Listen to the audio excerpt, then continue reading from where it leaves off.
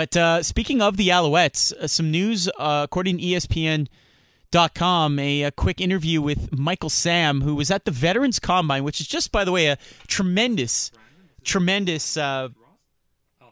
opportunity for veterans and even young veterans to try and make an impression on general managers to get back in the NFL.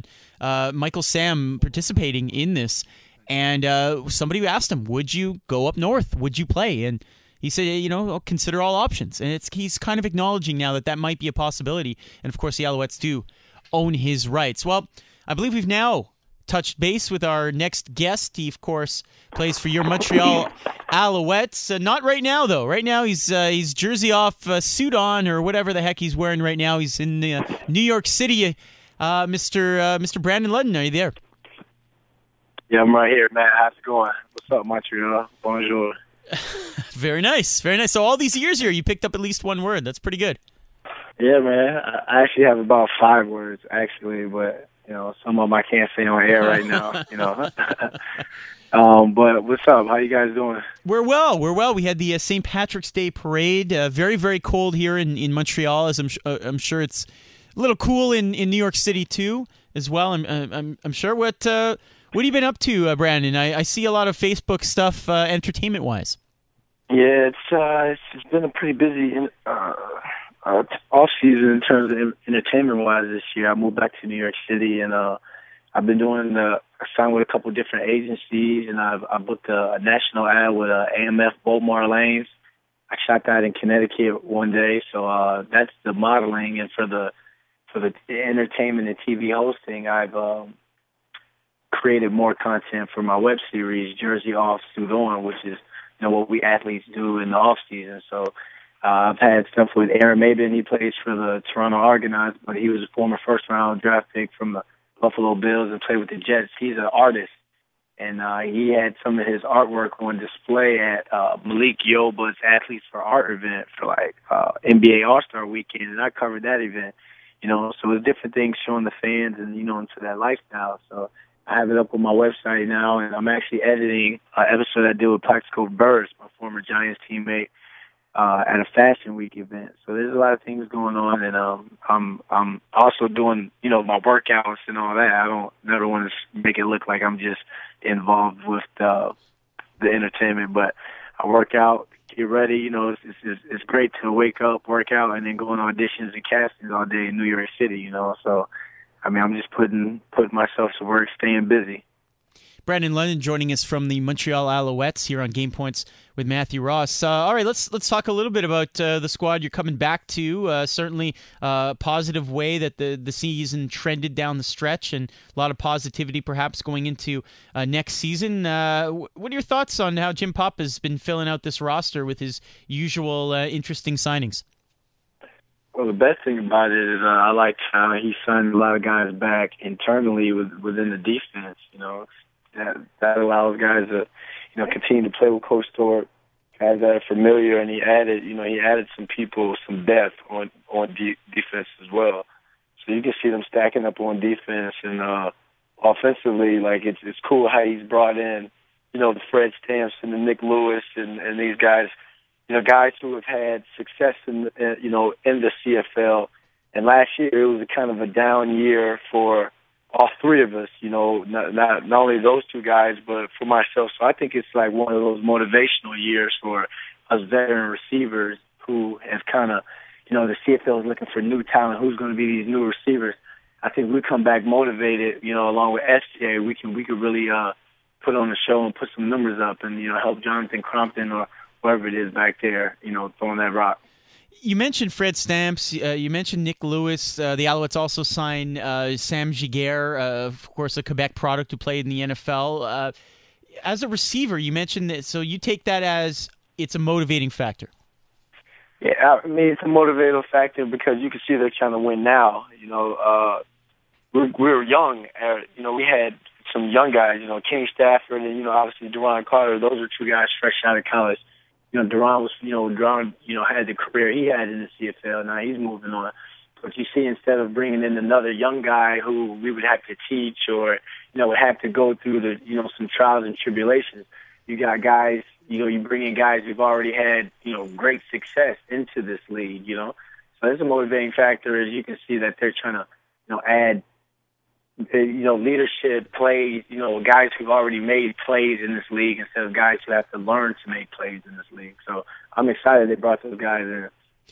How about the signing of former NFL quarterback John Skelton? Of course, General Manager Pop likes to bring in some veterans. He also brought in quarterback Dan Lefevre as well, who's got some CFL experience. Well, he's brought in three guys who, obviously with Jonathan Crompton, there's three guys right there that are going to, duke it out. Coach Jim Pop is all about that competition, period, man, because he's brought in the past, guys like David Clowney and Ahman Green, he's brought in people who are going to come in. Some guys have names or, some guys who've had some sort of success, but he brings in people to compete to bring out the best within that positional group. I commend him on that. He does a good job on that. So you could see even like in years past, there have been crowded receiving rooms or crowded DB rooms, and whatever positional coach would have to take his pick out of the best guys of that group. So I think that's something where that's what he's done again this year, and it's going to be not only an interesting training camp, it's going to be an interesting mini camp as well that's coming up in Vero Beach, Florida next month in April. What about the official news that Anthony Calvillo is now a part of this coaching staff? He had a year where he was kind of learning the ropes behind the scenes, but now he's going to take more of a prominent role, and I believe working with guys like you. What are your thoughts of working with AC this year?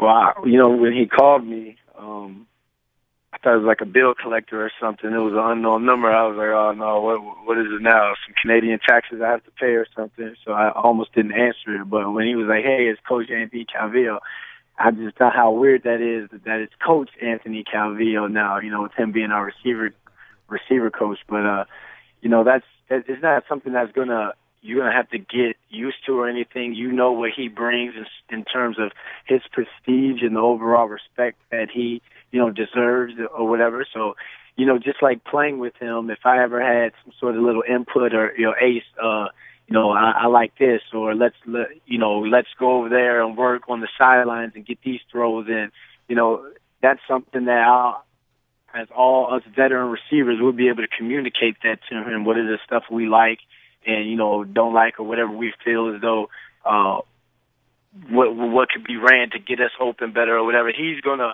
he's going to relay that on to Turk, the new OC, and that's going to hold some weight because he's a guy that, obviously had the success that he had in the CFL. So, it's cool. We got to keep Dinwiddie around as well. So that's another face that we already know in the offense that's been around. So now we've had some sort of, we're now starting to have some sort of like gel within the coaching staff. Like there are guys that we're used to being around, So we're doing that, and Turk obviously got to be here last year throughout the second half of the season when him and Jeff Garcia came in. So he knows guys in the offense, and I think it's just going to be cool. And I really feel as though whatever room is crowded is great for a competition, So it's going to be like that this year. Brandon London joining us from the Montreal Alouettes on Game Points with Matthew Ross. Last question for you. News on ESPN. They were talking about the veteran combine in the NFL, and certainly Michael Sam, one of the guys who was attending it. The question was asked to him about the CFL, and he kind of one of the first times he's acknowledged the possibility of coming up here, and certainly the Alouettes have his rights. Your take on him potentially being an Alouette? We've had all types of big names come through, the Montreal Alouettes, organization, regardless. Like look at the names that have come throughout, and we also have Tim Tebow on that list as well. So we're kind of like used to that extra press attention coming up here, where it's not really just about football. Like if he comes up here, like any guy who's been in the NFL that had to come up to the CFL. They got to, go out there and prove their worth, whether it's in practice and on the field. And that's just to win the guys in the locker room, over as a teammate or whatever. And that's not just him for who he is or what he brings. It's just like that with any athlete that comes up here for the CFL, because guys that come up here and play up here, that's our little, that's our getaway. That's still our chance, to live that life and be a professional for however long it is and make whatever money. So we really don't get caught up in that hype, really, when it comes to all that off-the-field stuff when guys come up north of the border. We really care about when you go out there and you're in one-on-ones in practice or you're doing something. Are you, winning on your one-on-ones? Are you making plays in 7-on-7s and then team, during practice? And then going out there and making plays in the preseason game and games to come. So that's really how we look at it. So if the guy can come up, he can make plays, he does his thing on the field. That's me. That as business, as a teammate, you're going to be like, okay, you're going to slap him, give him a high five and stuff and say, good sack, and you keep it like that. You keep it business, and everybody does what they have to do, and you don't really have to worry about the media hype that goes along with that. He is Brandon London. BrandonLondonTV.com to see what he's been up to this offseason, some entertaining stuff on the website. Brandon, enjoy the rest of the offseason. We'll see you soon. Thank you, man. Thanks for having me on. Let's please get some of that snow up off the ground before I come up there tomorrow. Oh, I wouldn't count on it. Thanks so much, Brandon. All right.